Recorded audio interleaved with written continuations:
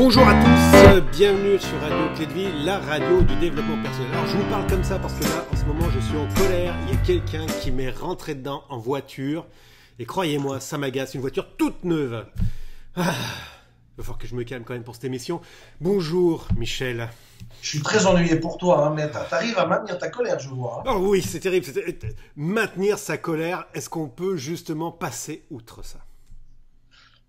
Oui, on peut passer outre, oui, tout à fait. Mais là, tu vois, on va discuter ensemble, tu vas voir, ta colère, elle va baisser. Tu sais pourquoi? Parce que tu vas passer à autre chose.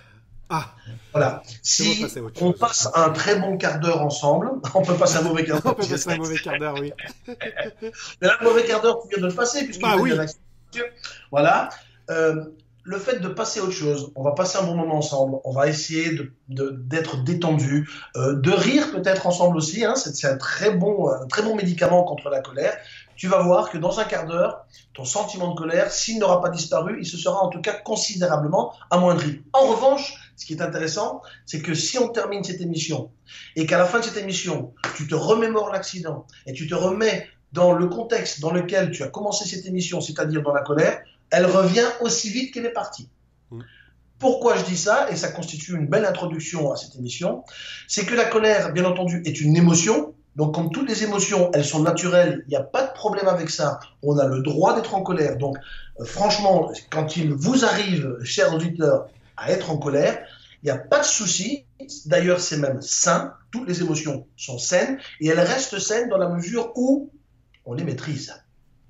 C'est comme pour toutes les émotions, même les émotions positives, hein. C'est pareil pour la joie, on peut avoir des excès de joie qui peuvent, à la longue, si on ne les maîtrise pas, également nous nuire. Ça peut paraître très étrange, mais même les émotions positives, si on les amplifie, on ne les maîtrise pas, elles peuvent nous mener vers des situations peu désirables. Donc, la colère est une émotion, et comme toutes les émotions, on peut apprendre à travailler avec, à danser avec elle comme une belle valse, et de temps en temps, quand il faut, à changer de partenaire.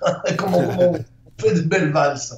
Donc, la colère en général, donc c'est une émotion, on appelle ça une émotion secondaire, qui fait suite à quelque chose. Pourquoi une émotion secondaire? C'est qu'en général, la colère fait suite à quelque chose.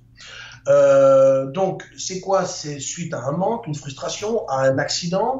Donc, la colère est une réaction. Tiens, ce qui est intéressant, c'est que selon moi, le mot colère vient du grec ou du latin, qui veut dire la bile. La bile, tu sais, ça vient de là. D'ailleurs, la bile en général, quand on est en colère, c'est là que ça nous prend. Hein, on a la boule au ventre, et je pense que ça vient du grec ou du latin qui veut dire bile. Donc c'est assez intéressant de se souvenir de cette étymologie. Et ce qui est intéressant aussi, c'est de savoir que, justement, pourquoi ça interagit avec notre corps, c'est que la colère entraîne systématique une modification physiologique. C'est pas que mental. C'est-à-dire que tout notre corps, tu connais ces colères. Alors, je suppose, on reprend ton accident de voiture, tu es sorti de la voiture, outre le choc, la colère a en effet transformé ton état physiologique et tu t'es mis à trembler. À trembler de colère, et parfois on en pleure, et parfois voilà, la colère nous met dans des états où on peut même avoir des regains et des excès de force physique incroyables. Il y a des gens qui, dans la colère, ont même soulevé des voitures. Hein, on peut même voir ça sur Internet, c'est des trucs de fou. Et ça nous fait faire des trucs de malades. Alors, autant la colère est quelque chose de sain, mais une colère non maîtrisée peut devenir en effet très destructeur. Donc, la colère se maîtrise également par la pensée, par l'interprétation que vous allez donner à l'événement. C'est la question que j'allais te poser justement. Comment tu maîtrises ça? Ton accident de voiture. Voilà. Comment tu vas progressivement faire baisser ton taux de colère? C'est tout simplement avec ton dialogue interne. Et si pas interne, un dialogue avec quelqu'un d'autre, nous en l'occurrence là maintenant, ça tombe bien, on est là ensemble, c'est progressivement tu vas essayer de te trouver des raisons. Voilà. Je sais pas, est-ce que ta voiture est complètement détruite ou pas? Ok. Elle roule encore? Ok. T'es en tort ou pas? T'es pas en tort? Ok. T'es pas en tort, donc bon, certes, il y aura des problèmes d'assurance, ça va prendre du temps, mais t'es pas en tort, donc c'est déjà un souci en moins. Donc tu fais une sorte de checklist intellectuelle. mais de checklist qui va alimenter tout ce qui va nourrir ta sortie de la colère. D'accord? Donc, à partir du moment où tu vas te rendre compte que c'est pas si grave que ça, t'es pas blessé, ta voiture elle est réparable ou remplaçable de toute façon, que les assurances feront leur travail parce que de toute façon tu payes pour, donc ils sont là pour ça, ils sont là pour prendre ce souci-là sur eux. Donc tu vois, c'est aussi arriver à rediriger une partie de ta colère vers d'autres personnes qui vont en prendre une part, que au fond ça ne va pas pourrir le reste de ta journée parce que heureusement il y a encore les bus, les trams, un ami, il y a toujours des solutions. Et progressivement, quand tu vas alimenter ton cerveau, qui va se mettre en mode solution, ta colère va progressivement diminuer. C'est encore en effet une question d'état émotionnel et mental, pas émotionnel, d'état mental qui va faire que ton émotionnel va pouvoir changer. Ça, c'est donc, en effet, de faire cette checklist, de revenir dessus, de relativiser, en fait, aide énormément à baisser son état de colère. La colère, en fait, quelque part, c'est utile. Hein. C'est ce que tu disais tout à l'heure, ça change physiologiquement. Oui. Bien sûr. Ça nous permet de réagir. Hein, c'est comme la peur. La peur, tout ça, c'est dans le cerveau limbique. Tout ça sont des réactions primaires. La peur nous permet de réagir ou de courir, hein, parce que ce sont des choses primitives, tout ça. Ou de réagir face, par exemple, à une menace. Et pareil, la colère peut nous permettre aussi de réagir face à une menace. Comme je dis, si le corps justement vous donne ce regain hormonal et physique qui vous permet d'avoir plus de force, c'est pour pouvoir lutter contre quelque chose. D'accord ? Sauf que certaines colères sont malsaines et certaines colères ne sont que le fruit de notre imagination. Voilà. Et là, je veux venir là. Donc, il y a bien entendu le côté vertueux de la colère, mais il y a aussi de ces colères qui ne sont que le fruit de notre imagination et qui sont souvent le fruit d'une imagination sans borne et dans laquelle nous n'avons aucune preuve que cette colère soit justifiée. Et là, en revanche, je vais parler d'une colère plus intéressante. C'est les colères que nous-mêmes nous créons. Voilà. Alexandre, j'ai entendu dire que tu avais dit des choses sur moi. Hein? Non mais... Voilà la colère qu'on peut alimenter. On a entendu un truc qui va alimenter un autre truc et mais qu'est-ce qu'il a été dire de moi? Mais c'est quoi? Mais quel imbécile! Au courant, a dit ça de moi. Et alors je vais monter tout seul, moi comme un grand, j'ai besoin de personne. Je vais faire monter ma colère, alors que rien autour de moi ne justifie cette colère, rien d'autre que la pensée que j'ai créée d'un événement ou d'un bruit que j'ai entendu, que j'ai amplifié, ou tout simplement le scénario que je me fais d'un projet qui peut foirer et je me mets en colère alors que le projet n'a même pas encore démarré. Et là, ça, c'est vraiment une perte de temps. Ce sont pour moi des colères complètement inutiles. Des colères qu'on peut avoir avec nos partenaires, avec nos amis, avec des membres de la famille. Des colères qui n'auraient pas lieu d'être si on laissait la place peut-être au dialogue, à la compréhension, à l'écoute, à la reformulation de ce qu'on a dit ou de ce qu'on a compris. Et tout ça va alimenter l'apaisement. Est-ce que ça répond un peu à ta question? Oui, tout à fait. Excuse-moi, j'ai raté un bout sur l'apaisement. Mais quoi qu'il en soit, en effet, cette colère qu'on s'auto-génère, elle est dramatique et on en a plus souvent des colères comme ça. On a une capacité phénoménale à se faire des films. Hein. Oui. Moi, par exemple, jusqu'au début de ma trentaine, ça n'a pas l'air comme ça. Hein. Je te fais une confidence, Alexandre, j'étais quelqu'un de très colérique. J'étais quelqu'un de très colérique jusqu'au jour où je me suis rendu compte que ma colère me causait plus de soucis que ne me faisait de bien. Et ensuite, j'ai compris aussi, grâce à différentes aides que j'ai pu avoir avec des thérapeutes, enfin un thérapeute d'aide, après je vais me faire passer pour un grand malade. Mais non, c'est pas grave, j'assume, je suis passé par ce chemin de vie-là, ça fait partie de mon trajet. J'ai compris qu'aussi les colères étaient des colères que j'avais envers moi-même. Ça me permet de parler aussi de ce sujet-là. C'est qu'on peut parler des colères dans l'accident de voiture des autres, de colères que d'autres créent, mais des colères que l'on a envers soi-même parce qu'on est en conflit avec soi-même. Et je me souviens, il y a 2 ou 3 émissions de cela, on a parlé du bonheur, et j'ai dit que le bonheur, c'était être en paix avec soi-même, et qu'il m'arrive régulièrement de dire aux autres, je suis heureux parce que je suis en paix avec moi-même. Eh bien, le jour où j'ai appris à être en paix avec moi-même, à être en paix avec ce que je suis, avec mon histoire de vie, ça aussi, être en paix avec son histoire, être en paix avec mon passé, punaise, c'est comme si la colère avait détalé parce que je n'avais plus de raison d'être frustré.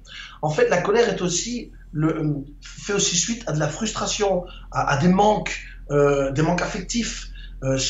Fait suite également à des blessures que nous n'avons pas résolues. Alors il y aura des blessures qu'on ne résoudra jamais, ça c'est certain, mais on peut donner un sens à ces blessures, on peut y mettre une histoire à ces blessures-là. Donc à partir du moment où on donne du sens, une interprétation à ces blessures, et que ça génère de la paix, la colère disparaît. Et franchement, maintenant je commence à comprendre les gens qui ne se mettent jamais en colère. Parce qu'en fait, c'est lié aussi au lâcher-prise. Lâcher prise, c'est quoi? C'est décider que quelque chose n'est plus important pour nous. Et à partir du moment où c'est plus important pour toi, pourquoi tu devrais te mettre en colère? Et c'est ça le lâcher prise.